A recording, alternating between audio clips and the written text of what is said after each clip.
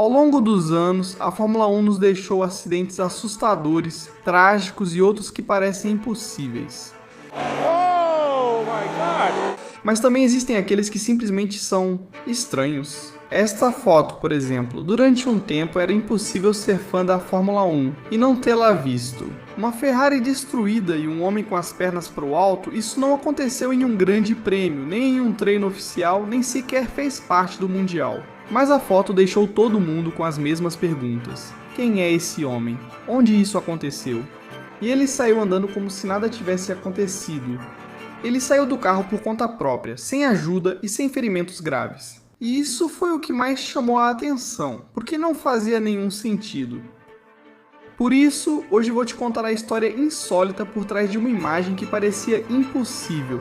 E te garanto uma coisa, a história é ainda mais incrível do que a foto.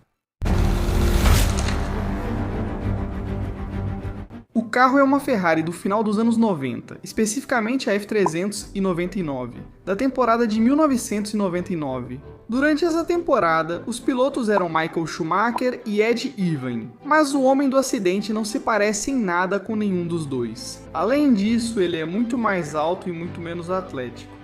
O nome dele é Federico Kroijmans e, surpreendentemente, ele saiu andando sozinho desse acidente.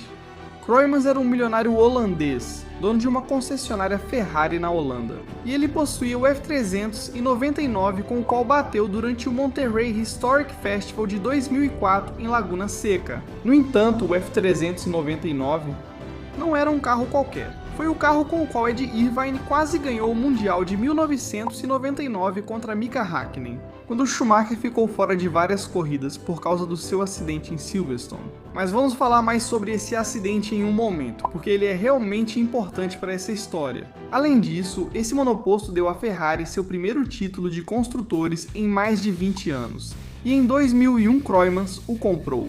Ele tinha estabelecido uma boa relação com a Ferrari depois de gastar milhões em sua coleção, e isso permitiu que ele entrasse em um clube ultra exclusivo, o programa Corse Cliente, um programa criado pela Ferrari para vender carros de Fórmula 1 para seus clientes mais ricos. Mas eles não apenas entregavam o carro, também cuidavam da logística, davam suporte na pista, se responsabilizavam pela manutenção e obviamente cobravam uma taxa anual por tudo isso.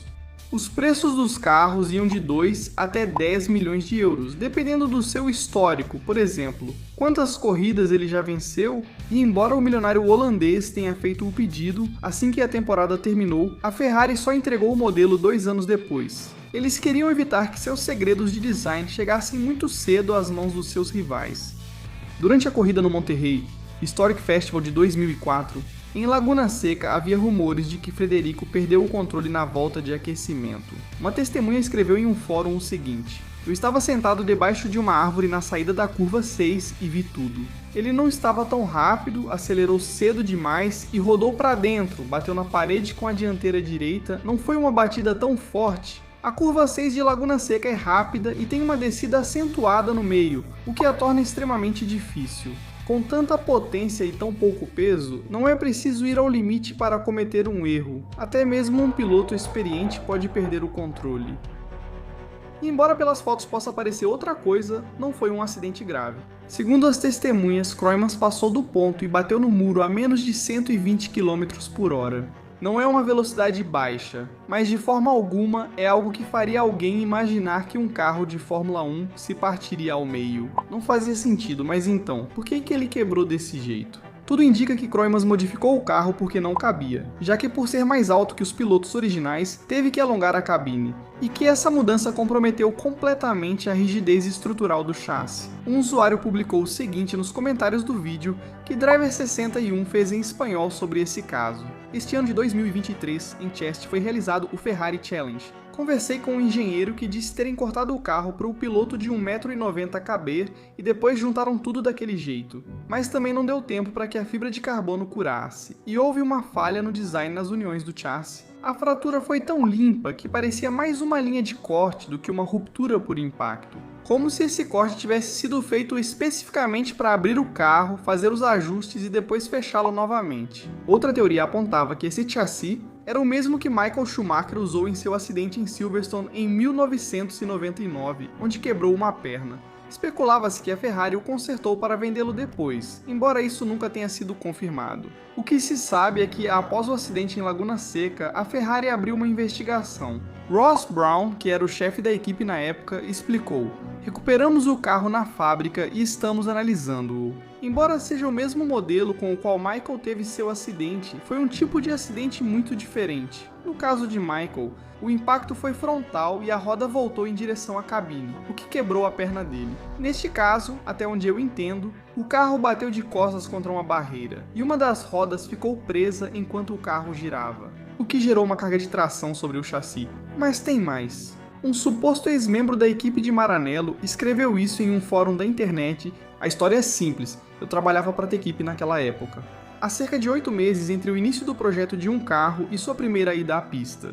A equipe do chassi fez um projeto, mas não tínhamos um autoclave grande o suficiente para que coubesse e não havia tempo para buscar outra opção. Depois de pensar, foi escolhida uma solução em 2 peças que não agradou a ninguém.